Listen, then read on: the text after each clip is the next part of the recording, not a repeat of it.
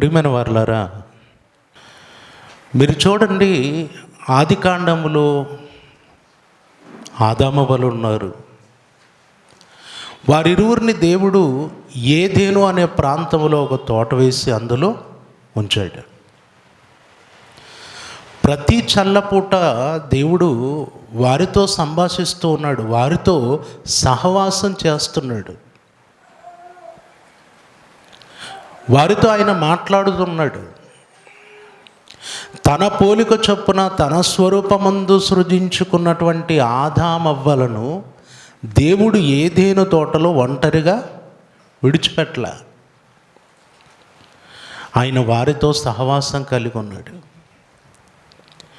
అంటే మన సృష్టికర్త అయినటువంటి దేవునికి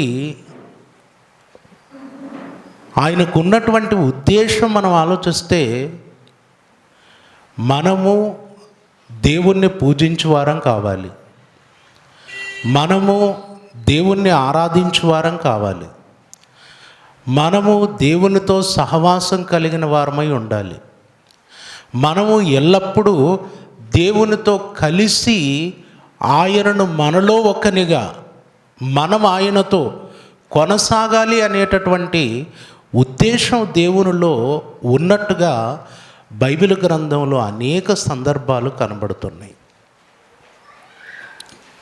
అంటే ఆయన మానవాళిని చేసుకున్నాడు, మనిషిని చేశాడు, మనిషితో ఆయన ఉండాలనుకున్నాడు.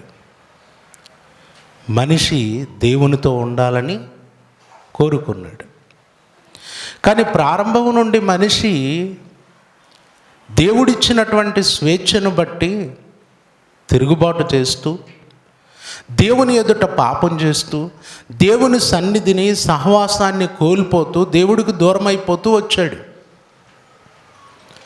దేవుని ఆశ, దేవుని ఉద్దేశమేమో నా పిల్లలు నాతో ఉండాలి, నాతో సహవాసం కలిగి ఉండాలి, నా సన్నిధిలో ఉండాలి, నా పిల్లలుగా బ్రతకాలి అన్నది ఆయన ఆశ. కానీ మనిషి దేవునికి వ్యతిరేకంగా బ్రతికాడు, దేవుని సహవాసాన్ని, దేవుని సన్నిధిని పోగొట్టుకున్నాడు. ఇలా దేవునికి దూరమై దేవుని సహవాసాన్ని పోగొట్టుకున్న ప్రతిసారి కూడా దేవుడు మరలా తనతో తన పిల్లలు సమాధానపరుచుకోవటానికి, తన పిల్లలు రక్షించుకోవటానికి, తన పిల్లలు తిరిగి ఆయన చెంతకు చేర్చుకోవటానికి ఎంతోమంది రక్షకులను ఆయన పుట్టించాడు. ఎంతోమంది రక్షకులను ఆయన పంపాడు. పాత నిబంధనలో మీరు చూస్తే ఎంతోమంది ప్రవక్తలు, ఎంతోమంది సేవకులు, క్రొత్త నిబంధనలో ఎంతోమంది సువార్థికులు, వీరందరూ ఎవరు అంటే దేవుని చేత తన ప్రజల కొరకు పంపబడినటువంటి రక్షకులు.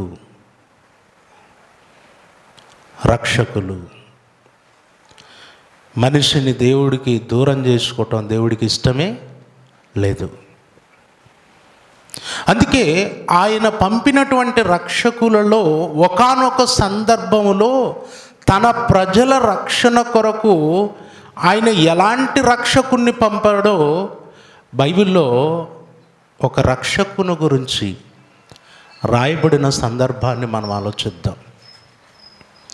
తన ప్రజల రక్షణ కొరకు, తన ప్రజలు ఇశ్రాయేలీయులు పాత నిబంధన చరిత్రలో వారు దేవుడిచ్చినటువంటి వాగ్దాత దేశంలో నివసిస్తూ దేవుని దృష్టికి పాపులై దేవునికి వ్యతిరేకంగా బ్రతుకుతున్నారు.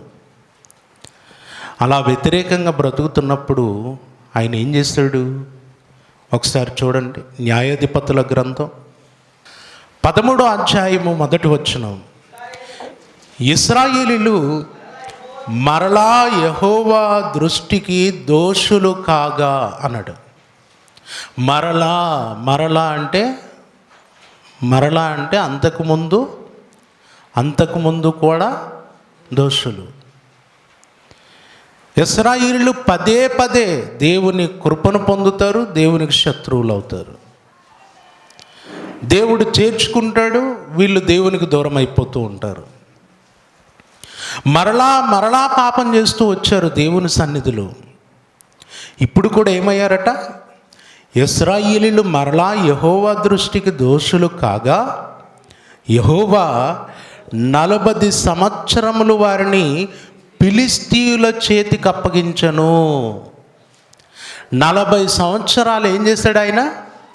ఫిలిష్తీయుల చేతికి అప్పగించాడు. ఆయన దృష్టికి వీళ్ళు దోషులై తిరుగుబాటు చేసి ఆయనకు దూరం అయిపోయినప్పుడు, ఆయనను ఎరుగక విగ్రహారాధన చేస్తున్నప్పుడు శత్రువుల చేతికి వారిని అప్పగించాడు. శత్రువుల చేతికి అప్పగించాడు. ఏమండి, మన దేవుడు ఎంత గొప్పవాడు అని అంటే, పాపం చేస్తే శిక్షిస్తాడు అనేది మనం బైబిల్లో చదువుతున్నాం. పాపం చేసిన తర్వాత శిక్షించినటువంటి ఆయన మరలా ఆ శిక్ష నుండి తప్పించేటటువంటి ప్రయత్నం కూడా ఆయనే చేస్తాడు. 40 సంవత్సరాలు శత్రువుల చేతికి అప్పగించినటువంటి దేవుడు ఆ శత్రువుల చేతిలో నుండి విడిపించటానికి ఇశ్రాయేలీయుల కొరకు ఒక రక్షకుణ్ణి పుట్టించింది ఎవరు? ఆయనే. ఎవరైనా? ఇశ్రాయేలీయులను ఫిలిష్తీయుల చేతికి అప్పగించిన దేవుడు.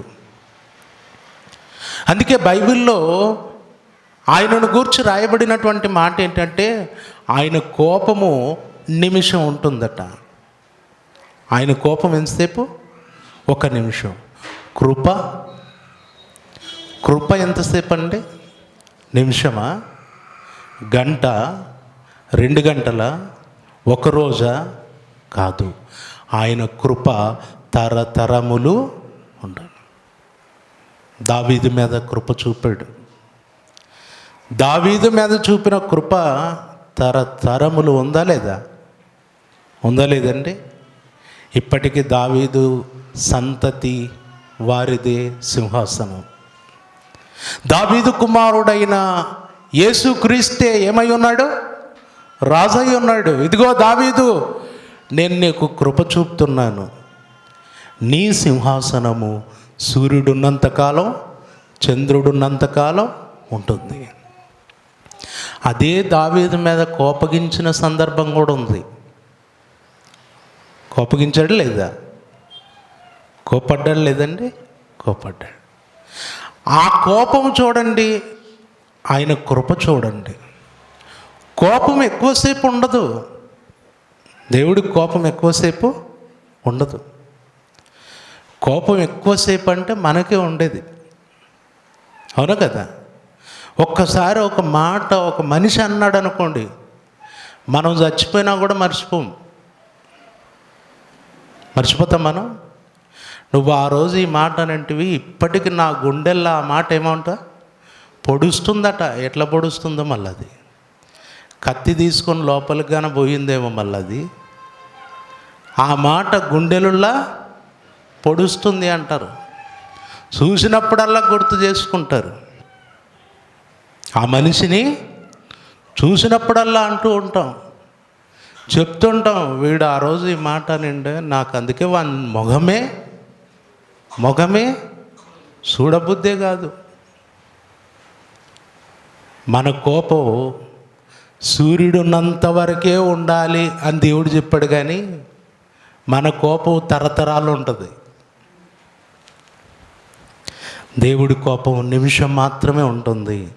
కృప తరతరములు ఉంటుంది. 40 సంవత్సరాలు ఫిలిష్తీయుల చేతికి అప్పగించిన దేవుడు వారి రక్షణ కొరకు ఒక ప్రణాళిక సిద్ధం చేశాడు. ఒక ప్రణాళిక సిద్ధం చేసి వారిని రక్షించాలి. ఫిలిష్తీయుల చేతిలో నుండి రక్షించాలి. ఆ బలమైన ఫిలిష్తీయుల చేతిలో నుండి తన ప్రజలను విడిపించాలి అనుకున్నాడు. అనుకొని ఇశ్రాయేలీయుల మధ్య ఒక బలమైన సంసోనును పుట్టించాడు. ఎవరిని పుట్టించాడు? సంసోన్ను పుట్టించాడు. సంసోను గురించి తన తండ్రితో ఏం చెప్పించాడో చూడండి ఒకసారి. 13వ అధ్యాయము 3వ వచనం, యెహోవా దూత ఆ స్త్రీకి అంటే సంసోను తల్లికి మనోహ భార్యకు ప్రత్యక్షమై, ఇదిగో నీవు గొడ్రాలవు, నీవు కానుపు లేకపోయాను, అయితే నీవు గర్భవతి అయి కుమారుణ్ణి కందువు.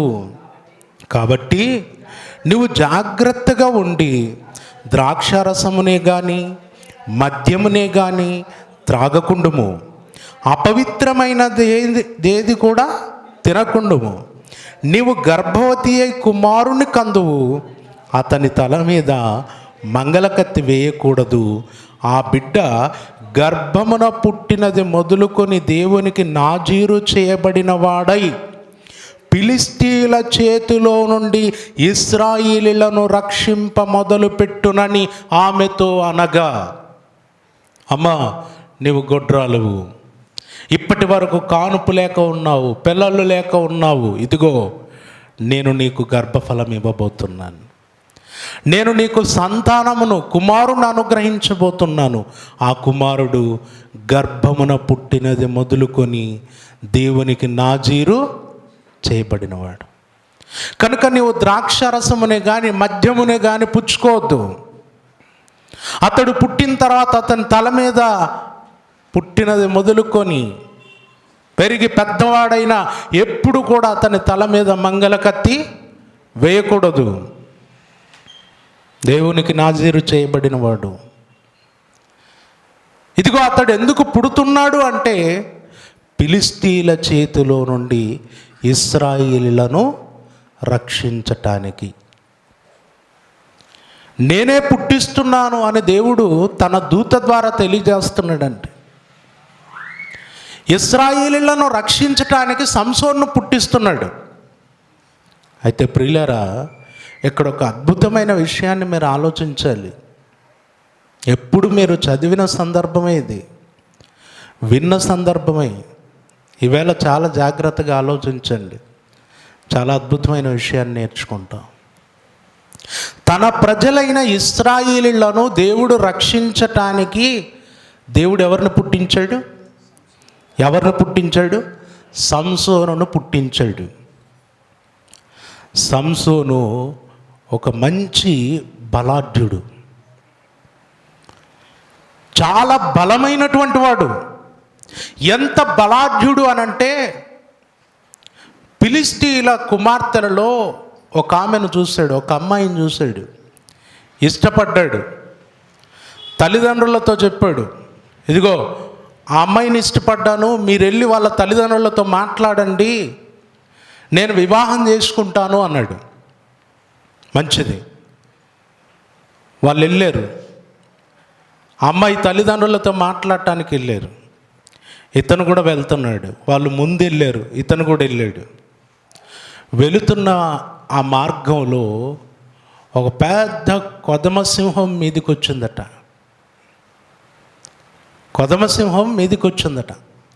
వస్తే అప్పటికి సంసోను చేతిలో ఏమీ లేదు, కర్ర కానీ రాయి కానీ ఏమీ లేదు. ఇప్పుడు అలా పోతూ ఉంటే మనకు కుక్క వస్తేనే మనకు ఎటుంటుంది పరిస్థితి? కుక్కనే మళ్ళీ కొదమసింహం అంటే మనకు మనమే చచ్చిపోతాం. ఇంకా కొద్దిగా ఆగు, నేను చచ్చిపోయినాక నువ్వు ప్రశాంతంగా తిందువు, నేనే చచ్చిపోతున్నా కానీ చచ్చిపోతావు. అవును కదా? మన కుక్కలంటేనే భయం. ఏమండి, బైక్ మీద అలా వెళ్తుంటాం, అది రెడీగా ఉంటుంది. ఇట్లా దాన్ని చూస్తేనే బ్రేకు క్లచ్చు అన్నీ ఆగిపోతుంటాయి చిన్నగా. కొంతమందికి తెలివి పనిచేయదు, కుక్కను చూస్తేనే అది మీనికి వస్తుందని చూడగానే పని చేయక రేజ్ పెంచుతూనే ఉంటారు. మీకు గుడ్డి గుర్తు ఏంటంటే మీరు ఎంత స్పీడ్ వెళ్తే అంత స్పీడ్గా వస్తుంది అది. మీరు చేయాల్సిన పని ఏంటంటే ఆగడమే పని. ఆగితే కొరుకుతుందేమో అంటే కాదు అది. ఏమండి, మన సామెత కూడా ఏముంది? మురిగే కుక్క అద్దె అనమాట. సామెతలు కొన్నిసార్లు మర్చిపోయి పరుగులు పెడతాం మనం. కుక్కది గుర్తుపెట్టుకోవాల్సింది ఏంటంటే మనం రేస్ పెంచామనుకోండి అదేం ఉండదు, మన వెంటనే వస్తే దాంట్లో పొరపాటుగా బైక్కి అలా తగిలింది అనుకోండి, ఏమైపోతాం? కింద పడిపోతాం. సామెత గుర్తుపెట్టుకోండి. ఓకే, ఇప్పుడు కుక్కను చూస్తేనే భయం. ఈయన మీదకి ఏమొచ్చిందట? కొదమసింహం బొబ్బరించుచూ వచ్చిందట. వచ్చేసరికి చేతుల్లో ఏమీ లేకపోయినా దాని మీద పడి దాన్నే చంపేస్తాడు. దేన్ని చంపాడు? కుక్కనా? కొదమసింహాన్ని చంపాడు. చంపి అక్కడ పడేసి వెళ్ళిపోయాడు అమ్మాయిని చూడటానికి. అక్కడికి వెళ్ళిపోయిన తర్వాత చూసుకున్నారు, మాట్లాడారు. కొంతకాలం గడిచింది, కొన్ని దినాలు గడిచాయి. మళ్ళీ తిరిగి వస్తున్నాడు. అలా తిరిగి వస్తుంటే ఆ కొదమసింహం కళేబరం అక్కడే పడిపోయింది. అది అక్కడే పడిపోయి ఏమంటే పురుగులు పట్టిపోయి అంతా అయిపోయింది. దాని ఎముకల గూడు అలాగే మిగిలిపోయింది. దాంట్లో తేనె పెట్టిందట. ఏమంటే తేనెటీగలు అంతా అక్కడ తేనె పెట్టేసేట. దేని మీద పెట్టేసాయి? చెట్టు మీద కాదు. దేని మీదమ్మా? ఆ సింహం యొక్క కళేబరములో తేనె పెట్టిందట. చక్కగా వెళ్ళిపోయి ఆ తేనె తీసుకున్నాడట. తింటూ తింటూ తీసుకొచ్చి వాళ్ళ తల్లిదండ్రులకు ఇచ్చారట. వాళ్ళు తిన్నారు, బాగుంది అన్నారు. కాకపోతే ఎక్కడి నుండి తెచ్చాడో చెప్పలేదు.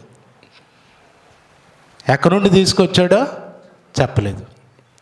ఇక తర్వాత ఆ ఫిలిష్తీయులతో మాట్లాడి ఆ ఫిలిష్తీయుల కుమార్తెను వివాహం చేసుకోవటానికి సిద్ధపడిపోయారు. అంత ఒప్పందం అయిపోయింది. 7 రోజులు అక్కడే ఉండాలి. 7 రోజులు అక్కడ ఉన్నప్పుడు ఆ ఫిలిష్తీయులలో కొంతమంది యవనులను ఈయనకు తోడుగా పెట్టారనమాట. ఏమంటే కొత్త పెళ్లి కొడుక్కి ఎవరినో ఒకరిని జత చేస్తారు కదా. అమ్మాయి వాళ్ళ ఊర్లో ఎవరినో ఒకరిని పెడతారు కదా. బయటికి వెళ్ళాలన్నా తిరగాలన్నా ఎవరినో ఒకరిని జత చేస్తారు. అలా కొంతమంది యవనస్తులను పెట్టారు. పెడితే వాళ్ళతో సరదాగా ఈయన ఏమన్నాడంటే, నేను ఒక విప్పుడు కథ వేస్తాను, దాన్ని మీరు విప్పగలరా అన్నాడు. అనంటే చెప్పు, వేస్తాం, మేము కూడా చెప్తాం దానికి సమాధానం. ఇదిగో 7 దినములు విందు దినములు ఉన్నాయి. ఈ విందు దినములు 7 దినములు గడిచేలోపు మీరు చెప్పాలి అన్నాడు. సరే చెప్తాం. చెప్తే ఏంటి బహుమానం? ఇదిగో 100 దుస్తులు, 100 సన్నపు నార బట్టలు. అయిపోయింది, చెప్పేశాడు. ఏం చెప్పాడు? ఆ విప్పుడు కథ ఏంటి? 14వ అధ్యాయము 14వ వచనం. కాగా అతడు బలమైన దానిలో నుండి తీపి వచ్చెను, తిను దానిలో నుండి తిండి వచ్చెను అన్నాడట. బలమైన దానిలో నుండి తీపి వచ్చెను, తిను దానిలో నుండి తిండి వచ్చెను. ఈ విప్పుడు కథ విప్పండి, దీని భావం ఏంటో చెప్పండి అన్నాడు. అయిపోయింది. ఒకరోజు గడిచిపోయింది, రెండో రోజు గడిచిపోయింది, 3వ రోజు అయినా వీళ్ళకి చెప్పటానికి అర్థం కావట్లా, వీళ్ళకి చెప్పటానికి కుదరట్లా. ఇక 7వ దినం దగ్గర పడి ఉంది. 7వ దినం దగ్గర పడితే వాళ్ళు ఏం చేశారంటే చక్కగా సంసోను భార్య దగ్గరికి వెళ్ళారు. వెళ్ళి, ఇదిగో నీ భర్త మాకు ఒక విప్పుడు కథ వేసాడు, దాని భావం ఏంటో అతన్ని లాలన చేసి అతనితో మాట్లాడి నువ్వు తెలుసుకొని మాకు చెప్పు, లేకపోతే నిన్ను నీ తండ్రి ఇంటి వారిని మేము చంపేస్తాం అన్నారు.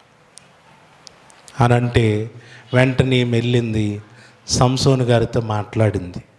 ఏమని మాట్లాడింది? 16వ వచనం.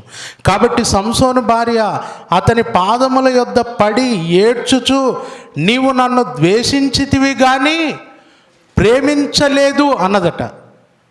మన వాళ్ళ డైలాగే ఇది. ఏమ్మా, ఫస్ట్ ఏమంటాం? ఏదన్నా తెచ్చిపెట్టాలంటే ఏమంటారు మీరు? ఫస్ట్ డైరెక్ట్ చెప్పనే చెప్పరు. చెప్తారమ్మా? చెప్తారా? నాకు ఇది కావాలని చెప్తారా? చెప్పరు. నీకు అప్పుడున్నంత ప్రేమ ఇప్పుడు అది ఫస్ట్ వచ్చే డైలాగ్ అదనమాట. అప్పుడున్నంత ప్రేమ ఇప్పుడు లేదులే అంటే, ఎందుకు లేదు, ఏం తక్కువైంది చెప్పు అని ఈయన అనాలన్నమాట. అంటే అప్పుడు లైన్కి వచ్చినావు నువ్వు, ఇప్పుడు చెప్తాం అసలు విషయం. ఏమండి, ఇప్పుడు ఈమె మీ అక్కనే కాదా? ఈమె సంసోను భార్య అంతా మీరు చుట్టాలా కాదమ్మా? డైరెక్ట్ ఏం చెప్పింది ఈమె? ఇదిగో వాళ్ళకేదో ఇప్పుడు కథ వేసావట, దాని భావం ఏంటో చెప్పు అన్నదా? నువ్వు నన్ను ద్వేషించితివి కానీ ప్రేమించలేదు అన్నాడు. వెంటనే నేనెందుకు ప్రేమించలేదు, నిన్ను చాలా ప్రేమిస్తున్నాను, ఏంటి చెప్పు, ఏంటి సమస్య, ఏం కావాలి నీకు అంటే అప్పుడు చెప్తుంది అనమాట. చుట్టాలా కాదమ్మా, ఇంకా మీకు అర్థమైపోయి ఉంటుందిలే. ఏమండి అలా అన్నది. వెంటనే ఏమన్నాడు, నీవు నా జనులకు ఒక విప్పుడు కథను వేసితివి, దాన్ని నాకు తెలపనైతివి అనగా అతడు, నేను నా తల్లిదండ్రులకైనను దాన్ని తెలుపలేదు, నీకు తెలుపుదునా అనినప్పుడు ఆమె వారి విందు దినములు 7 అతని యొద్ద ఏడ్చుచూ వచ్చాను. ఇంకొకసారి పట్టిన పట్టు అద్దనమాట. ఇంకా ఏడ్చేదేంగా, నువ్వేమన్నా చేసుకో, స్టార్ట్ అయిందంటే అది క్లియర్ కావాల్సిందే, వదిలిపెట్టే ప్రసక్తే లేదు. నువ్వు సవనన్నదావు, నేను చెప్పింది అయితే అది. 7 దినములు ఏడుస్తూనే ఉందట. ఆమెకెంత ఓపిక, చెప్తావా లేదా, ఓ అనిందో బ్యా అనిందో ఏమనిందో మరి. ఆ ఏడుపు తట్టుకోలేక ఈమె ఖచ్చితంగా చెప్పాల్సింది, లేకపోతే మనం బ్రతికి వేస్ట్ అనుకొని ఏం చేశాడట, 17వ వచనం, 7వ దినమున ఆమె అతని తొందర పెట్టినందున అతడు ఆమెకు దాన్ని తెలియజేయగా ఆమె తన జనులకు ఆ విప్పుడు కథను తెలిపాను, చెప్పేసింది. ఎందుకంటే అంతగా ఏడుస్తుంటే రోజు ఇంకా ఆ ఏడుపులు ఎవరు చూసుకుంటుంటారు చెప్పండి. ఏమండి మామూలుగా పురుషుల ఏడుపు అన్న చూడవచ్చు, ఆడోళ్ళ ఏడుపు చూడగలమా? చూస్తారా? నీళ్లు తెచ్చిపెట్టినప్పుడు ఏడిపే, అన్నం వేసినప్పుడు ఏడిపే, నిలబడినా ఏడిపే, నడిచినా ఏడిపే. అవునా కదా? తట్టుకుంటారా ఎవరన్నా? మీరు చెప్పండి సహోదరులు, తట్టుకుంటారా? అవుతుందా? ఏమండి మా అమ్మోళ్ళ ఇంటికి పోవాలా అన్నదనుకోండి, లేవు వచ్చే వారం పోదామని ఒకసారి అని చూడండి, ఏడుపు స్టార్ట్ అయిందంటే ఇంకా సాయంత్రమే మొత్తం సర్ది మనమే బస్సు ఎక్కియాలా. అవునా కదన్నా? ఏమన్నారు? సర్ది మొత్తం మనమే ఎక్కించి మళ్ళీ మీ అత్తమ్మకో మీ మామకో ఫోన్ చేసి మీ బిడ్డ వస్తుంది చూడండి దింపుకోండి అని మళ్ళీ మొత్తం నువ్వే చెప్పాలా. నువ్వు చెప్పకపోతే కుదరదు మళ్ళా. అవునా కదా? మళ్ళీ పోయినాక ఫోన్ రావాలా, అది రాకపోతే అదో కంప, మళ్ళీ ఫోన్లో ఏడిపే అక్కడ నుండి కూడా. అంటే ఇక్కడ ఏడిపే, అక్కడ పోయినా కూడా ఏడిపే. సంసోను భార్య యొక్క సహోదరి మనలు ఉన్నారు లేరమ్మా? ఉన్నారు. 7 దినములు ఏడ్చి మొత్తానికి చెప్పించుకున్నది. ఆ విప్పుడు కథ భావం తెలుసుకొని వెంటనే వాళ్ళకు చెప్పేసింది. వాళ్ళు వచ్చి అన్నారట, తేనె కంటే తీపి అయినదేది, సింహం కంటే బలమైనదేది అన్నారట. తేనె కంటే తీపి అయినదేది ఏమన్నాడు సంసోను? విప్పుడు కథ ఏంటి? బలమైన దానిలో నుండి తీపి వచ్చెను, తిను దానిలో నుండి తిండి వచ్చెను అన్నాడు. అప్పుడు వాళ్ళు ఏమన్నారు? తేనె కంటే తీపి అయినదేది, సింహం కంటే బలమైనదేది అన్నారట. అప్పుడు సంసోన్ అన్నాడట, నా దూడతో దున్నకపోయిన ఎడల నా విప్పుడు కథ విప్పలేక ఉందురు అన్నాడట. అంటే దీని భావం ఏంటి మళ్ళీ? ఏమండి, నా దూడతో దున్నకపోయిన ఎడల నా విప్పుడు కథ విప్పలేక ఉందురు. నా దూడతోనే మీరు దున్నింది, నా దూడతోనే మీకు అసలు విషయం తెలిసింది అని చెప్పాడు. అయిపోయింది. ఇప్పుడు వాళ్ళే గెలిచినట్టు. ఇప్పుడు వాళ్ళకి ఏం చేయాలి? వాళ్ళకు బహుమానాలు ఇవ్వాలి. ఏమండి, ఒక 100 దుస్తులు ఇవ్వాలి, 100 సన్నపు నార బట్టలు ఇవ్వాలి కనుక ఏం చేశాడంటే, ఆ ఫిలిష్తీయులలోనే కొంతమంది మీద పడి ఇంచుమించు సుమారుగా ఒక ఎంతమందిని చంపాడు ఒకసారి చూడండి. 19వ వచనం, యెహోవా ఆత్మ అతని మీదికి మరలా రాగా అతడు అస్కేలోనుకు పోయి వారిలో 30 మందిని చంపి వారి సొమ్మును దోచుకొని తన విప్పుడు కథ భావమును చెప్పిన వారికి బట్టలనిచ్చెను. ఒక్కడే పోయి ఏం చేశాడట? 30 మందిని చంపాడట ఫిలిష్తీయుల్లో. చంపేసి తీసుకొచ్చి ఇదిగో మీకు కావాల్సిన బట్టలు తీసుకోండి అన్నాడు. తీసుకోండి అని వాళ్ళకి అప్పగించాడు. అయిపోయింది. ఈ సమాచారం, ఈ సంగతి సంసోను గారి మామగారికి తెలిసింది. ఎవరు తెలిసింది? సంసోను గారి మామగారికి తెలిసింది.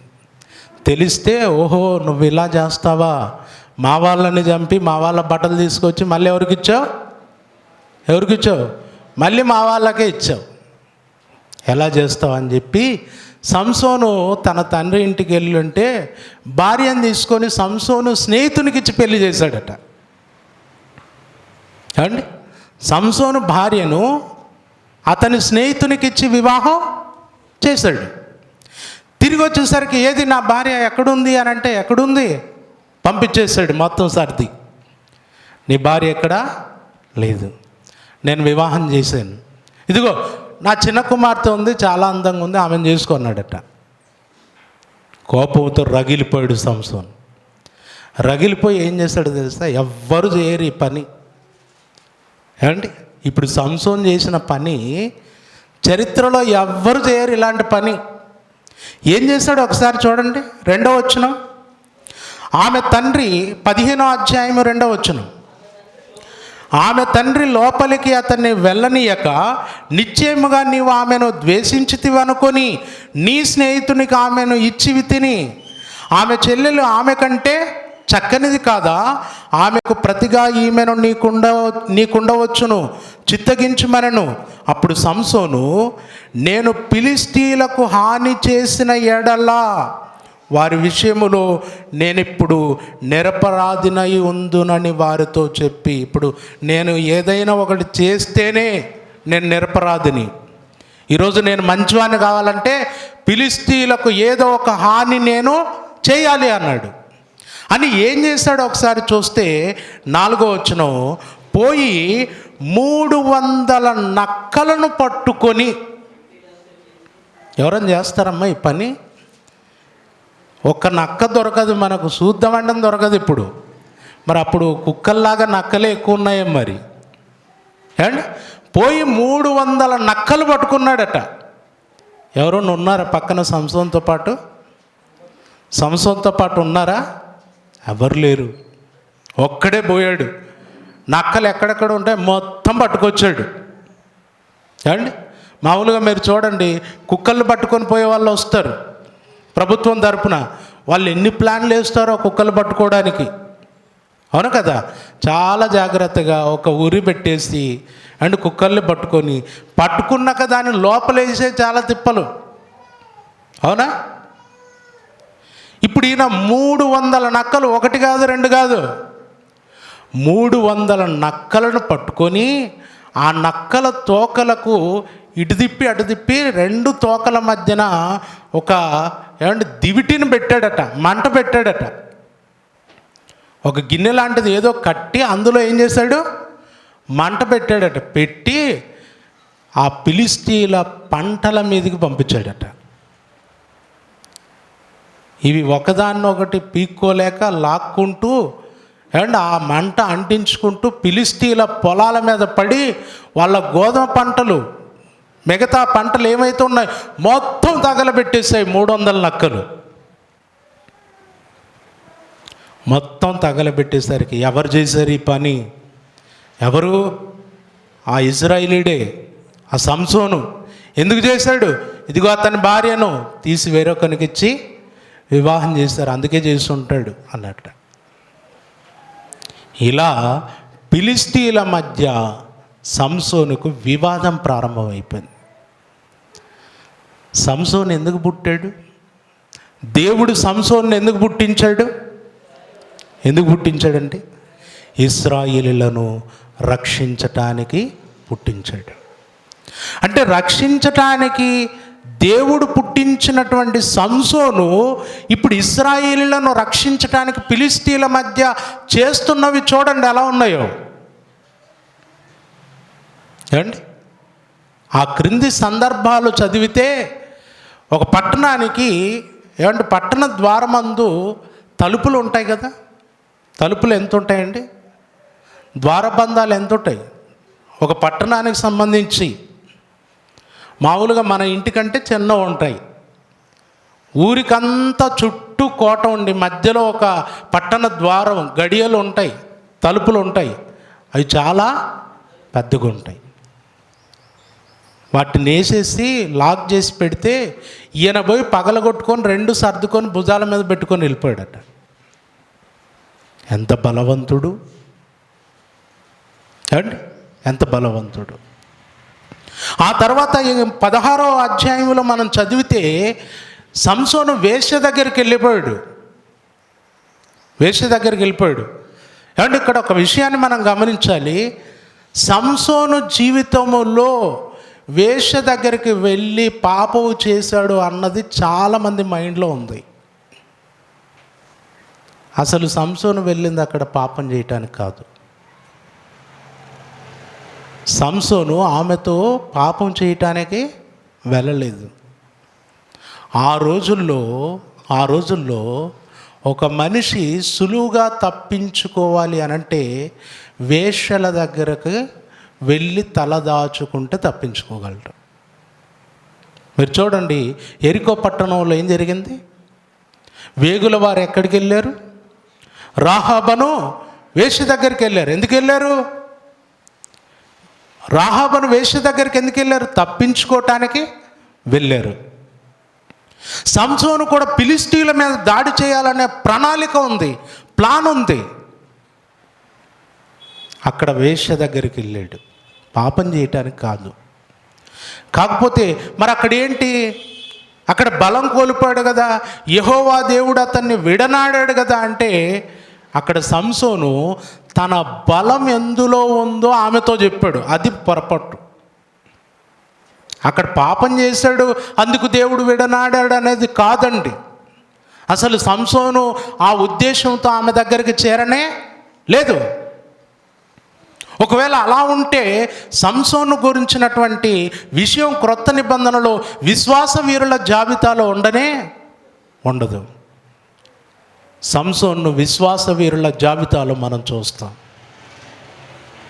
సంసోను అక్కడికి వెళ్ళింది ఫిలిష్తీయుల మీద దాడి చేయటానికి ఒక ప్రణాళిక ప్రకారం వెళ్ళాడు.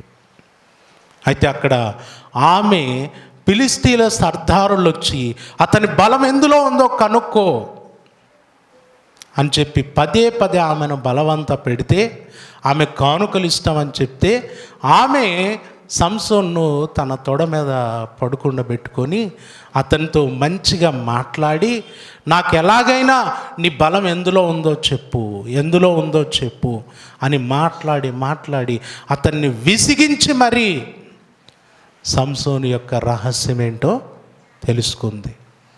దేవుడు సంసోను తల్లి గర్భమందున్నప్పుడే సంసోను తల్లితో చెప్పాడేమో తెలుసా? నీ గర్భాన పుట్టబోయే కుమారుడు దేవునికి నాజీరు చేయబడినవాడు, అతని తల మీద మంగళకత్తి వేయకూడదు అని చెప్పాడు. సంసోను అక్కడ వేశ్య దగ్గర నీ బలం ఎక్కడుంది అంటే ఎక్కడని చెప్పాడు?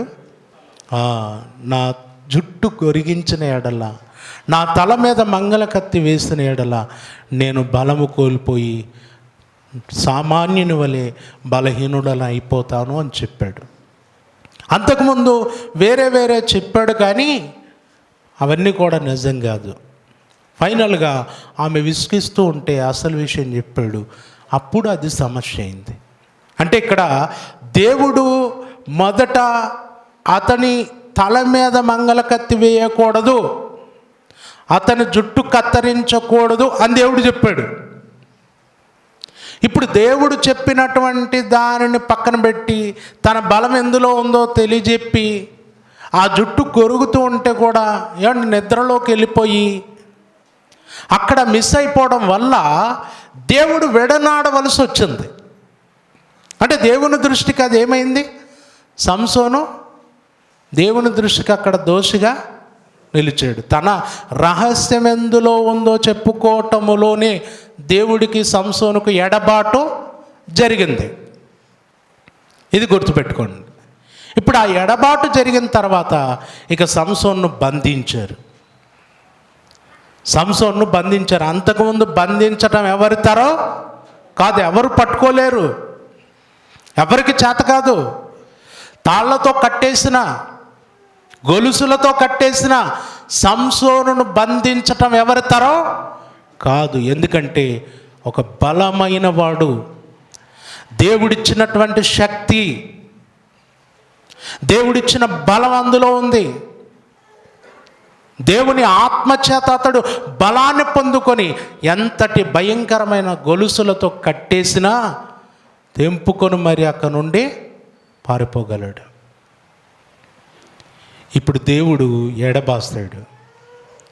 ఇప్పుడు బంధించారు, ఫిలిష్తీయులు వచ్చి బంధించారు. బంధించి తీసుకెళ్ళి 2 కళ్ళు తీసేశారండి. సంసోను యొక్క 2 కళ్ళు తీసేశారు. తీసేసిన తర్వాత ఇక ఫైనల్గా ఒక గుడిలోనికి తీసుకొచ్చి 2 స్తంభాల మధ్యన అతన్ని కట్టేసి చివరిగా అతన్ని చంపటానికి ప్రణాళిక సిద్ధం చేశారు. ఆ రోజు ఫిలిష్తీయులలో చాలామంది ఆ గుడి వద్ద ఉన్నారు. ఒకసారి చూడండి, న్యాయాధిపతుల గ్రంథం 16వ అధ్యాయము 26వ వచనం. సంసోను తన చేతిని పట్టుకొనిన బంటుతో ఇట్లనెను, ఈ గుడికి ఆధారముగానున్న స్తంభములను నన్ను తడవనిచ్చి విడుము, నేను వాటి మీద ఆనుకొందును. ఆ గుడి స్త్రీ పురుషులతో నిండి ఉండెను. ఫిలిష్తీయుల సర్దారులందరూ అక్కడ ఉండిరి. వారు సంసోన్ను ఎగతాళి చేయగా ఆ గుడి కప్పు మీద స్త్రీ పురుషులు రమారమి 3,000 మంది చూచుచుండిరి. ఏమండి, ఇక్కడ సంసోన్ను తీసుకొచ్చారు, ఆ గుడిలో పెట్టారు, అందరూ చూస్తున్నారు, హేళనగా మాట్లాడుతున్నారు. గుడి పైన ఎంతమంది ఉన్నారట? స్త్రీ పురుషులు ఇంచుమించు 3,000 మంది ఉన్నారు. గుడి లోపల ఉన్నారు. ఫిలిష్తీయుల సర్దారులందరూ కూడా అక్కడే ఉన్నారు. అయితే సంసోను అక్కడున్న ఒక సైనికునితో అడిగాడట, ఈ గుడికి ఆధారముగా ఉన్నటువంటి స్తంభముల దగ్గరికి తీసుకెళ్ళి నన్ను అక్కడ వదిలిపెట్టు, నేను వాటిని ఆనుకొని అక్కడ ఉంటాను అన్నాడు. తీసుకెళ్ళి అక్కడ వదిలిపెట్టు. కళ్ళు లేవు, బలం లేదు, ఏం చేస్తాడులే, మేము బంధించేసాం అనుకున్నారు. తీసుకెళ్ళి అక్కడ వదిలేశారు. వదిలేసిన తర్వాత ఏం జరిగింది? 28వ వచనం. అప్పుడు సంసోను, యెహోవా ప్రభువా, దయచేసి నన్ను జ్ఞాపకము చేసుకొనుము. దేవా, దయచేసి ఈసారి మాత్రమే నన్ను బలపరచుము. నా 2 కన్నుల నిమిత్తం ఫిలిష్తీయులను ఒక్కమారే దండించి పగ తీర్చుకొననిమ్మని యెహోవాకు మొరపెట్టి ఆ గుడికి ఆధారముగానున్న మధ్య స్తంభములలో ఒకదానిని కుడి చేతను ఒకదానిని ఎడమ చేతను పట్టుకొని నేనును ఫిలిష్తీయులను చనిపోదుముగాక అని చెప్పి బలముతో వంగినప్పుడు గుడి ఆ సర్దారుల మీదను దానిలోనున్న జనులందరి మీదను పడెను. మరణకాలమున అతడు చంపిన వారి శవముల లెక్క జీవితకాలమందు అతడు చంపిన వారి లెక్క కంటే ఎక్కువాయను. అండి, దేవుణ్ణి ప్రార్థించాడు. ఆ గుడికి ఆధారముగా ఉన్నటువంటి 2 స్తంభాలను పట్టుకున్నాడు. నేలను వంగి అలా లాగినప్పుడు ఆ గుడి స్తంభాలు కూలిపోవటం, గుడి మొత్తం అక్కడికక్కడే ఉన్నమారి మీద పడిపోవటం, ఆ గుడిలోనికి వచ్చిన వారందరూ కూడా చచ్చిపోవటం, సంసోను కూడా అక్కడ చనిపోవటం జరిగింది. చచ్చిపోయారు, అయిపోయింది. నిజంగా దేవుడు ఇశ్రాయేలీయులను ఫిలిష్తీయుల చేతిలో నుండి రక్షించటానికి పుట్టించినటువంటి ఈ రక్షకుడు ఎంత బలవంతుడు. అండ్ బైబిల్లో దావీదును మనం చూస్తాం. దావీదు కూడా చాలా బలవంతుడు. కానీ దావీదు బలము కంటే కూడా ఎక్కువ బలం ఎవరిది? సంసోన్ది. ఆ రోజుల్లో ఒకటి గమనించాలి, దావీదు కాలానికి వచ్చేసరికి సైన్యం ఉంది యుద్ధం చేయటానికి. దావీదు గారి కాలానికి వచ్చేసరికి సైన్యం ఉంది యుద్ధం చేయటానికి. కానీ సంసోను న్యాయాధిపతుల కాలం అది. సైన్యము లేదు. ఎవడి ఇష్టానుసారంగా వాడు వెళ్తున్నాడు. ఇజ్రాయేలీలు, మీరు ఆ మాట న్యాయాధిపతుల గ్రంథంలో చాలా చోట్ల చదువుకుంటారు. ఎవరి ఇష్టానుసారముగా వారు ప్రవర్తించుచున్నారు, ఎందుకంటే వారికి రాజు లేడు అనే మాట ఉంది. ఏమండి, నాయకులు లేని జనులు చెడిపోదురు అనే మాట సామెతల్లో రాయబడి ఉంది. అలా నాయకుడు లేకపోవటాన్ని బట్టి సైన్యం లేదు, ఒక రూల్ లేదు, ఏమండి, ఒక పద్ధతి లేదు, ఇష్టం వచ్చినట్టుగా ప్రవర్తించేవారు. అందుకే దేవుడు ఒకరిని ఎన్నుకొని అందరికి ఉండే బలాన్ని ఒకనికే ఇచ్చాడు, సంసోనుకి ఇచ్చాడు. సంసోను ద్వారా తన ప్రజలను రక్షించుకోవటానికి దేవుడు ప్రయత్నం చేశాడు. ఇప్పుడు మీరు బాగా ఆలోచించండి. దేవుడు రక్షించాలి అనుకున్నాడు తన ప్రజలను. రక్షించటానికి సంసోను పుట్టించాడు. సంసోనుకు బలం ఇచ్చాడు. సంసోను ద్వారా ఎన్నో విధాలుగా ఫిలిష్తీయులను దెబ్బతీశాడు. ఫిలిష్తీయులకు ఏమండి సంసోను అంటే భయం పుట్టేలా చేశాడు. 40 సంవత్సరాలు ఇజ్రాయేలులకు సంసోను న్యాయాధిపతిగా ఉన్నాడు. ఒక బలమైనటువంటి నాయకుణ్ణి, ఒక బలాఢ్యుణ్ణి పుట్టించి తన ప్రజలను రక్షించుకున్నాడు దేవుడు. అంటే పాత నిబంధన చరిత్రలో దేవుడు ఎంతోమంది రక్షకులను పుట్టించాడు. ఈ రక్షకులందరిలో ఇప్పుడు సంసోను మనం చూస్తే, సంసోను ఒక బలమైన రక్షకుడు, బలవంతుడు. ఈ బలవంతుని ద్వారా అతనుకున్న బలమేంటో, అతని బలాఢ్యమేంటో ఎన్నో సందర్భాల్లో రుజువైంది. అతని బలము ద్వారా దేవుడు తన ప్రజలను రక్షించుకునే ప్రయత్నం చేశాడు. అయితే ప్రియులారా, క్రొత్త నిబంధనలోనికి వచ్చేసరికి మీరు బాగా ఆలోచించాలి. క్రొత్త నిబంధనలోనికి వచ్చేసరికి దేవుడు తన ప్రజలను రక్షించుకోవటానికి ఒక బలహీనుణ్ణి పుట్టించాడు.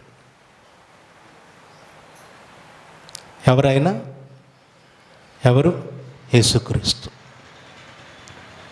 ఇక్కడ 100 మందిని చంపగలిగే బలము, శక్తి కలిగినటువంటి న్యాయాధిపతి సంసోను.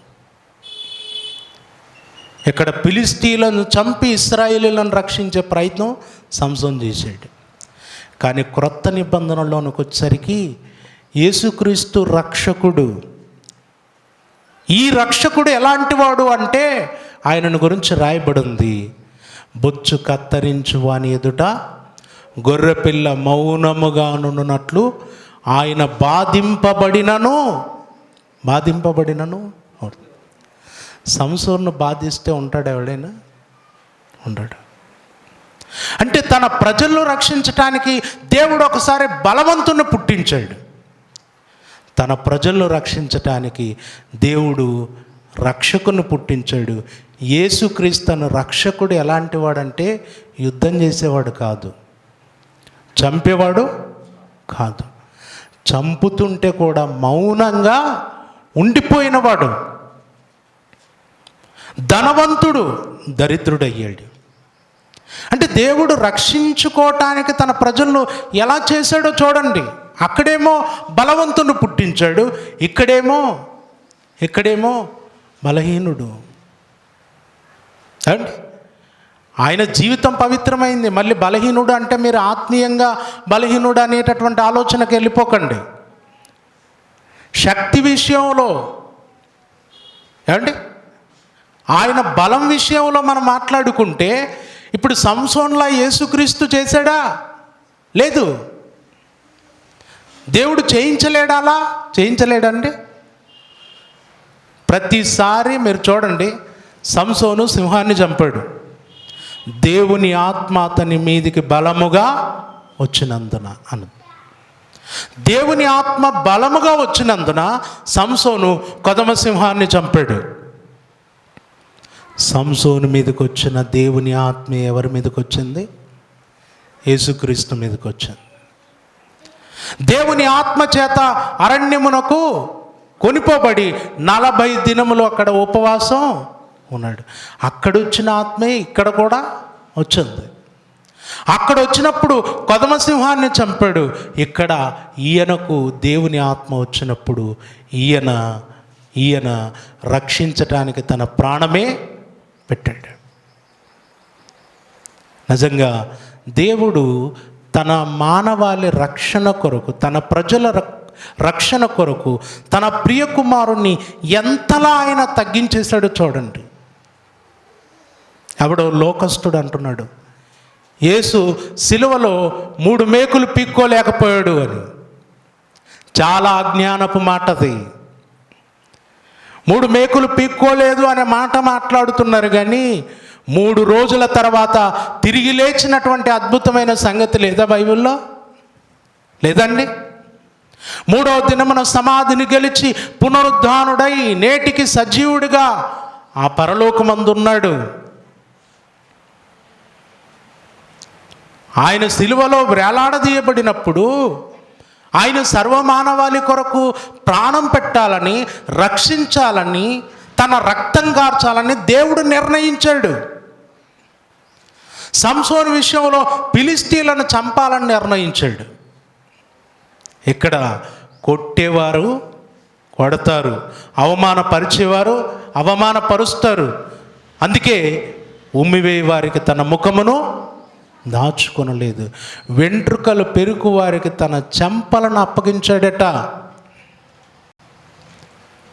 దేవా, తండ్రి, ఎందుకు నన్ను చేయి విడిచావు? అంటే ఎందుకు నన్ను చేయి విడిచావు? తండ్రి తన కుమారుని చెయ్యిని ఏం చేశాడట? విడిచిపెట్టేశాడు. ప్రాణం పెట్టాలి, ప్రాణం పెట్టి రక్షించాలి. ఇప్పుడు ప్రాణం తీసి రక్షించటం కాదు, ప్రాణం పెట్టి రక్షించాలి, రక్తం కార్చి రక్షించాలి, అవమానం పొంది రక్షించాలి, శిలువ మరణం పొంది రక్షించాలి. దేవుడు తన కుమారుని ద్వారా నిజంగా ఆ రోజు ఫిలిష్తీయులను సంసోను ఎదుర్కొన్నాడు. ఈరోజు రోమన్ సైనికులను, రోమా ప్రభుత్వాన్ని యేసుక్రీస్తుల వారు ఎదిరించలేరా? చేయలేడా? సముద్రం మీద నడిచాడు, చనిపోయిన వారిని బ్రతికించాడు, కుష్ఠరోగులను బాగు చేశాడు. ఎన్నో స్వస్థతలు చేయగలిగినటువంటి యేసుక్రీస్తుల వారు తన నోటి మాట చేత రోమా సామ్రాజ్యాన్ని కూల్చివేయగలడు. కానీ ఎందుకంత తగ్గింపు? ఎందుకంత ప్రేమ? ఎందుకు ఆయన దీనుడిగా, దరిద్రుడిగా పుట్టడం? అండి, ఆయనతో ఉన్నవాడే ప్రభువును ముద్దు పెట్టి అప్పగిస్తుంటే ఏమన్నాడు? యూదా, నువ్వు చేయవలసినదేదో త్వరగా చెయ్యి, ఒక్క ముద్దుతో నన్ను అప్పగించుచున్నావా? ఏంటండి, సంసోన్ను ఒకసారి ముందు పెట్టుకొని చూడండి, యేసుక్రీస్తుల వారిని ముందు పెట్టుకొని చూడండి. దేవుడు తన ప్రజలను రక్షించుకోవటానికి, తన పిల్లలను రక్షించుకోవటానికి ఇంతలా ఆయన ప్రేమించాలా? ఏమంటే యేసుక్రీస్తుల వారిని అర్పించటంలో ఏముందట? ఒకసారి చదవండి బైబిల్లో. యోహాను గారు రాసినటువంటి మొదటి పత్రిక 4వ అధ్యాయము 10వ వచనం, మనము దేవుణ్ణి ప్రేమించితమని కాదు, తానే మనలను ప్రేమించి మన పాపములకు ప్రాయచిత్తమై ఉండుటకు తన కుమారుణ్ణి పంపెను. ఇందులో ప్రేమ ఉన్నది. ప్రేమ. దేవుడు మానవాళిని ప్రేమించి ఇప్పుడు రక్షించటానికి దేవుడు ఏం చేశాడు? రక్షించటానికి శిక్షించాడా? రక్షించటానికి ప్రాణం తీశాడా? లేదండి, రక్షించటానికి ప్రాణము ఇచ్చేలా చేశాడు. యేసుక్రీస్తు నిజంగా ఆ రోమా గవర్నర్ పిలాతు ఎదుట నిలబడినప్పుడు పిలాతు అంటున్నాడు, నీవు నాతో మాట్లాడవా? నేను నిన్ను విడిపించుటకు అధికారము కలదు. నీవు నాతో మాట్లాడవా? అంటే ఆయన అంటున్నాడు, ఇదిగో నేను కోరుకుంటే 12 వ్యూహముల కంటే ఎక్కువ సైన్యము దేవుడు నా కొరకు పంపుతాడు. నేను కోరుకుంటే పంపగలడు. నీ సైన్యం ఏంటి? నువ్వేంటి? నువ్వు నన్ను తప్పించటం ఏంటి? నేను రక్షించుకోవాలంటే పరలోకం నుండి సేనలే దిగుతాయి అని చెప్పాడు. మౌనంగా ఉండిపోయాడు. మౌనంగా. అన్యాయపు తీర్పు అండి ప్రభువుకు జరిగింది. ఏ తీర్పు? అన్యాయపు తీర్పు. అన్యాయపు తీర్పు గురించి గతంలో చెప్పాను నేను. 3 సార్లు పిలాతు విచారణ చేస్తున్నాడు. ఆయన మీద మోపబడిన నేరాల గురించి విచారణ చేస్తున్నాడు. నీతిమంతుడు అని సాక్ష్యం ఇస్తున్నాడు. ఇదిగో ఆయన ఏం చేశాడు? కైసరుకు పన్ను ఇవ్వద్దు అంటున్నాడు. నేనే యూదుల రాజును అంటున్నాడు. నిజమా? ఈయన అన్నాడా? కైసరుకు పన్ను ఇవ్వద్దు అన్నాడా? విచారిస్తున్నాడు. ఆయనలో ఏ దోషం కనపడలేదు. చెప్పాడు, ఈయన నీతిమంతుడు, ఏ దోషము ఈయనలో లేదు అని చెప్పాడు. తర్వాత మళ్ళీ ఏదో తీసుకొచ్చారు. మళ్ళీ మాట్లాడాడు, ఇతనిలో ఏ దోషము నాకు కనబడటలేదు. 3 సార్లు పిలాతు చెప్పాడు, ఇతని యందు నాకు ఏ దోషం కనబడటలేదని. కానీ అక్కడున్నటువంటి పెద్దలు, శాస్త్రులు, పరిసయ్యులు ప్రజలను ప్రేరేపించారట. ఏమని ప్రేరేపించారు తెలుసా? ఏమని? వీనిని సిలువ వేయమని కేకలు వేయండి అంటే అందరూ కేకలు వేసేసరికి వారి కేకలే అన్యాయపు తీర్పు నొందిన వాడై అతడు కొనిపోబడెను. అండ్ యేసు ప్రభు అంత బలహీనుడా? మనం అలా ఉండగలమా చెప్పండి? ఉండగలమా? మనమే ఉండలేమే. మన మీద ఎవడైనా అన్యాయంగా మాట్లాడుతున్నాడు అంటే, మనకు అన్యాయపు తీర్పు జరుగుతుంది అని అంటే మనమే ఉండలేమే. ఏంటి ఆయన అలా ఉండిపోయాడు? అంత అన్యాయపు తీర్పు జరుగుతుంటే కూడా అంత మౌనంగా ఉండిపోవటం ఏంటి అసలు? ఆ ఇస్కరియోతు యూదా వచ్చి ఆయనతో పాటు 3.5 సంవత్సరాలు ఉన్నాడు.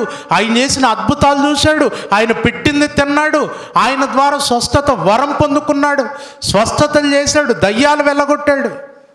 అన్నీ చేశాడు. ఈరోజు వచ్చి 30 వెండి నాణ్యాలకు ఆశపడి ప్రభు దగ్గరకు వచ్చి ఆయనను ముద్దు పెట్టి అప్పగిస్తుంటే ఎవరన్నా అనగలరా? యూదా, నువ్వు చేయవలసింది త్వరగా చెయ్యి అని అనగలరా అండి? ఏంటి ఆయన అంత బలహీనుడా? అంత చేతకానివాడా? అంత చేతకానివాడండి. అదే మనమైతే ఆ యూదా లాంటి వాడే మనల్ని ముద్దుపెట్టి అప్పగించడానికి ప్రయత్నం చేస్తున్నాడంటే మూతి పగులుతుందా లేదా? ఉంటామండి మనం? అంతవరకు ఉంటామా? ఒకడు మన మీద అన్యాయంగా మాట్లాడతాడంటే తట్టుకోలేము. ఒకడు రాయి వేస్తున్నాడంటే తట్టుకోలేము. యేసుక్రీస్తు ఎంతలా తగ్గించుకున్నాడు, ఎంతలా ఆయన తన్ను తాను మానవాళి రక్షణ కొరకు అప్పగించుకున్నాడు చూడండి. సంసోనుకున్న బలం ఈయనకు లేదా? సంసోనును రేపినటువంటి ఆత్మ ఈయనను రేపలేదండి? రేపగలదు. ఆ రోజు రక్షించటానికి సంసోను చంపాడు. ఈరోజు రక్షించటానికి యేసుక్రీస్తు తన ప్రాణం పెట్టాడు. ఆయన ప్రాణం పెట్టినందుకే ప్రియులారా మీరు గమనించండి, యేసుక్రీస్తు ప్రాణం తీయకుండా ప్రాణం పెట్టినందుకే రక్షణ మన వరకు వచ్చింది. ఎందుకంటే ఆయన ప్రాణం పెట్టింది రక్షించటానికి. ఆ రక్షణ పాప విమోచన కొరకైన రక్షణ. ఆయన ఒక రోమా ప్రభుత్వ అధికారము క్రింద నుండి విడిపించటానికి కాదు ప్రాణం పెట్టింది. ఒకవేళ రోమా ప్రభుత్వ అధికారం క్రింద నుండి విడిపించాలి అనుకుంటే ఆయన ప్రాణం తీయాలి. ప్రాణం పెట్టాల్సిన పని లేదు. ప్రాణం తీయాలి. రోమా ప్రభుత్వం మీద తిరుగుబాటు చేయాలి. రోమా సైనికుల మీద దాడి చేయాలి. రోమా సైనికుల మీద దాడి చేయలేదు, తిరుగుబాటు చేయలేదు, ఎవరితో ఏం మాట్లాడలేదు, మౌనంగా ఉండిపోయాడు, ప్రాణం పెట్టాడు, రక్తం కార్చాడు. ఎందుకంటే ఇశ్రాయేలీలకే తెలియని సంగతి, యేసుక్రీస్తు వచ్చే నాటికి వారు పాపమను చెరలో బంధింపబడిపోయారు. ఆ సంగతి వాళ్ళకు తెలీదు. వాళ్ళు అనుకుంటున్నారు మాకు రాజు వస్తాడు, మెస్సియా వస్తాడు, ఈ రోమా ప్రభుత్వ అధికారం క్రింద నుండి మమ్మల్ని విడిపిస్తాడు, ప్రత్యేకంగా మాకు ఒక రాజ్యాన్ని ఏర్పాటు చేస్తాడు, స్వతంత్రులమవుతామని భౌతికమైన ఆలోచనలో వాళ్ళు ఉన్నారు. యేసు ప్రభు వచ్చాడు, ప్రాణం పెట్టాడు, రక్తం కార్చాడు. ఇదిగో మీరు పాపమను చెరలో ఉన్నారు, ఆ పాపము నుండి విడిపింపబడటం కావాలి, మీకు విమోచన కలగాలి అని ప్రాణం పెట్టి తన స్వజనులను ఆ పాపపు చెర నుండి రక్షించాడు. తన ప్రజలు పాపపు చెర నుండి విడిపింపబడి క్రీస్తు యేసు రక్తము వలన కడగబడి రక్షింపబడితే అదే పాపపు చెరలో చచ్చిపడున్న వారం అన్యజనులైన మనం. అమ్మ, అర్థమవుతుందా? ఆ రోజు వారిని భౌతికంగా విడిపించాలనుకుంటే అది వేరు. ఈరోజు మనకు రక్షణే లేదు. యేసు ప్రభు పాపం అనే చెర నుండి విడిపించాలనుకున్నాడు, అందుకే ప్రాణం పెట్టాడు. ఆ ఇశ్రాయేలీలే కాదు, మనం కూడా ఎక్కడున్నాం? మనం కూడా ఎక్కడున్నవారం? పాపముల చేత, అపరాధముల చేత చచ్చిపడున్న వారం. ఇప్పుడు మనకు రక్షకుడు కావాలి, మనకు పాపము నుండి విమోచించేవాడు కావాలి. ఈరోజు సమాజానికి తెలియదు ఈ రోగం. పాపం వలన మనం చచ్చిపోయామని, పాపం మనల్ని నిత్యనాశనానికి తీసుకెళ్తుందని, పాపము మన జీవితాన్ని పాడు చేస్తుందని ఎవ్వరికీ తెలీదు. బ్రతకాలి బ్రతకాలి బ్రతకాలి, బ్రతకటం కొరకు పోరాటం చేస్తున్నాం, కానీ పాపము నుండి విడిపించబడటానికి మనిషికి ఒక ఆలోచన, అవగాహన లేదు. పాపమే ప్రమాదకరమైంది, దాని నుండి విడిపింపబడాలి. దాని నుండి విడిపించబడితే నువ్వు దేవునితో సమాధానపరచబడతావు, నిత్య జీవానికి నువ్వు వెళ్తావని చెప్పి యేసుక్రీస్తు తన స్వజనులకు తెలియజేసి తన ప్రాణం పెట్టి తన స్వజనులను రక్షించి ఆ రక్షణ సర్వమానవాళికి ఇవ్వదలిచాడు. అందరికి దగ్గర కావాలనుకున్నాడు, అందరిని విమోచించాలనుకున్నాడు. అందుకే ఈరోజు అంత గొప్ప భాగ్యం మనకు కూడా దక్కింది. లేకపోతే ఇప్పుడు మనమంతా ఎక్కడుండే వాళ్ళం? చీకటిలో, పాపములో, అజ్ఞాన అంధకారంలో ఎక్కడ పోతున్నామో, ఏమైపోతున్నామో, ఏం జరుగుతుందో మన జీవితాలకు ఏమీ తెలియదు, గమ్యము లేదు, ఏమీ లేదు. అర్థాంతరంగా ఈ లోకాన్ని విడిస్తే మనం నిత్య నాశనానికి దిగజారిపోయే స్థితిలో ఉన్నవారం. కానీ ఈరోజు మనకెంత జ్ఞానం, ఎంత తెలివి! ఏమంటే మీరు యేసుక్రీస్తుని నమ్ముకున్న తర్వాత మీకుగా అనిపించిందా లేదా? దేవుడు నన్ను జ్ఞానవంతురాలిగా చేశాడు, నా మనోనేత్రాలు వెలిగించాడని అనిపించిందా లేదా? అయ్యో, నేను ఆ చీకటిలో ఉండింటే, ఆ పాపములో ఉండింటే నా జీవితం ఏమైపోయేదో. దేవుడు ఎంత కృప చూపాడు! యేసుక్రీస్తు ద్వారా నన్ను రక్షించి నా జీవితానికి ఎంత మేలు చేశాడు అని అనిపిస్తుందా లేదా? ఒకసారి ఆలోచించండి. మనసు పెట్టి అజ్ఞాన అంధకారంలో ఉన్న మీ జీవితాన్ని ఒకసారి జ్ఞాపకం చేసుకోండి. ఈరోజున్న రక్షణ పొందిన మీ జీవితాన్ని జ్ఞాపకం చేసుకోండి. ఒకప్పటి మీ స్థితి ఏంటి? ఈరోజు యేసుక్రీస్తు ద్వారా వెలిగింపబడిన తర్వాత మీకు అనుగ్రహింపబడిన ఉన్నతమైన స్థితి ఏంటో ఒకసారి జ్ఞాపకం చేసుకోండి. నిజంగా దేవుడు మన రక్షణ కొరకు రక్షకుణ్ణి పుట్టించాడు. ఈ రక్షకుడు ప్రాణం తీయలేదు, కానీ ఏం చేశాడు? ప్రాణం పెట్టాడు. ఆ ప్రాణం పెట్టిన ఆ రక్షకుని ద్వారా మనం రక్షించబడ్డాం, మనం రక్షణ పొందిన వారం, మనం పరిశుద్ధులం, నీతిమంతులం. అందుకే ఈవేళ దేవుని సన్నిధిలో మనం ఏం చేయాలి? మన ప్రభు ఇచ్చిన రక్షణను బట్టి, మనకు అనుగ్రహింపబడిన పాప క్షమాపణను బట్టి, మనకు అనుగ్రహించినటువంటి నీతిని బట్టి విరిగి నలిగిన హృదయముతో మన ప్రభువును మనం జ్ఞాపకం చేసుకుంటూ మన దేవుణ్ణి మనం ఆరాధించాలి. దేవా, నేను పాపముల చేత అపరాధముల చేత చచ్చినవాడను, నిత్య నాశనానికి వెళ్ళిపోయే స్థితిలో ఉన్నవాడను. అలాంటి నన్ను నీవే ప్రేమించావు. మనం ప్రేమించావా? ఆయనే ప్రేమించాడు, ప్రేమించి రక్షించావు. నేను నిన్ను వెతకలేదు, నీవే మమ్మను వెతికావు.